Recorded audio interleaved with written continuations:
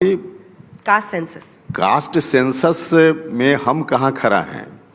Caste census हो न सिर्फ बिहार में बल्कि देश भर में, यह तो हमारी पार्टी फ्रॉम डे वन से कह रही है। हम लोग इस राय के हैं कि जात की गिनती होनी चाहिए। क्यों होनी चाहिए? सिर्फ हम ही लोग नहीं कह रहे हैं, कई बार कई संवैधानिक संस्थाओं ने यह बात कही है, जिसमें कोर्ट भी है और बाकी दूसरी संस्थाएं भी। जब जब आवश्यकता पड़ी है, कई बार राज्यों की सरकार ने कुछ डिसीजन किए जो पुराना आंकड़ा है कास्ट का, उसके आधार पे, क्योंकि 1931 का अभी के पहले अगर देखा जाए तो अंतिम जात के आधार पे गिनती हुई थी 1931 में। तो उस वक्त का जो आंकड़ा है उसके आधार पे कई राज्यों की सरकारों ने डिसीजन लिया। कोर्ट में जब मामला गया तो कोर्ट ने कहा कि इस आंकड़ा को हम नहीं मानते हैं, आप इंपेरिकल डाटा लाइए, आप आज की क्या स्थिति है इसके बारे में बताइए। अब जब कोर्ट कह रहा है ऐसा, तो कोर्ट को इस बात का जवाब देने के लिए सरकारों के पास क्या दूसरा रास्ता है?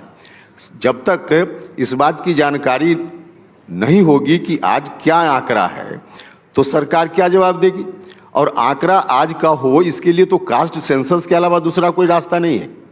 कास्ट सेंसस तो बहुत ही आवश्यक है, इसलिए हमारी पार्टी इस मामला में बिल्कुल साफ साफ यह बात कहती रही है कि कास्ट सेंसस न सिर्फ राज्य में बल्कि देश के स्तर पे आवश्यक है, जरूरी है, होना चाहिए।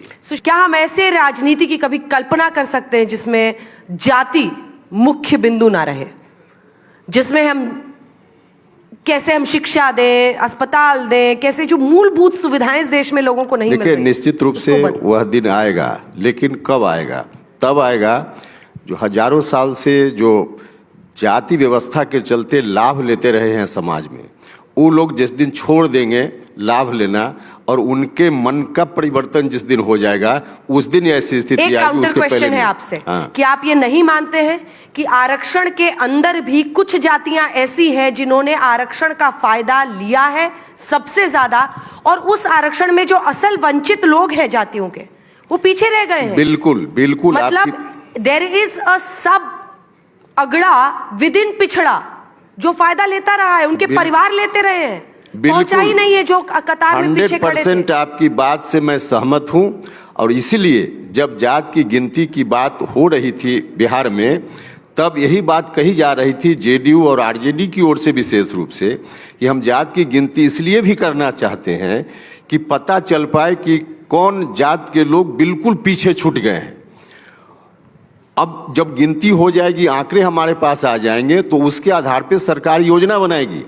लेकिन अब जात की गिनती हो गई, आंकड़ा भी आ गया, लेकिन बिहार की सरकार ने इस बात का ख्याल बिल्कुल नहीं किया, या जो कुछ भी बिहार सरकार ने किया है सिर्फ वोट लेना इनका मकसद है। लोग जो पीछे छूट गए हैं उनको आगे लाना, बराबरी के धरातल पर लाना इनका मकसद नहीं है। बिल्कुल यही कारण है। तो आपकी बात से सहमत है, इसमें भी वर्गीकरण होना चाहिए। कुछ लोग पिछड़ा में भी आगे हैं और कुछ लोग पीछे छूट गए हैं। इस बात को सबसे पहले ध्यान में रखा था बिहार के धरतीपुत्र जननायक कर्पूरी ठाकुर जी ने। उन्होंने जब रिजर्वेशन की पहली बार बिहार में व्यवस्था की तो अनेक्सर 1 अनेक्सर 2 में बांटा था पिछड़ा वर्ग को भी, और उसके लिए अलग से आरक्षण देने की व्यवस्था उन्होंने की थी। तो इस बात का ख्याल अभी योजना बनाते समय राज्य की सरकार को, बिहार की सरकार को इस बात का भी ख्याल रखना चाहिए था, जो ख्याल नहीं रखा गया है।